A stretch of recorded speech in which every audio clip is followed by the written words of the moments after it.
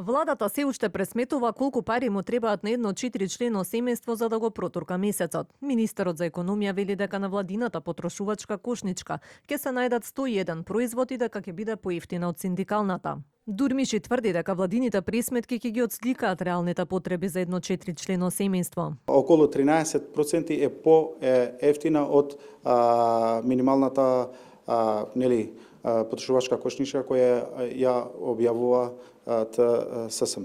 Нивната не е реална, туку е направена од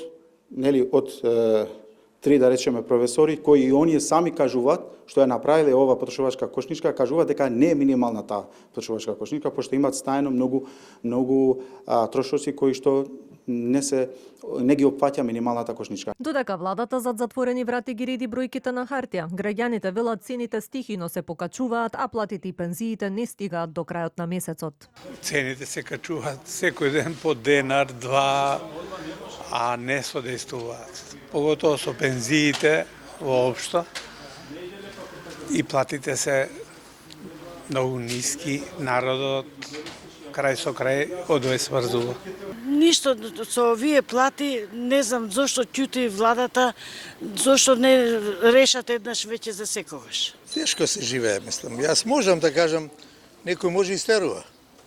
Ама ќе ставиш лекови, па храна, кој ќе даваме и за лекови. Катастрофа е стварно. Се не искочува од крај до крај на месецот.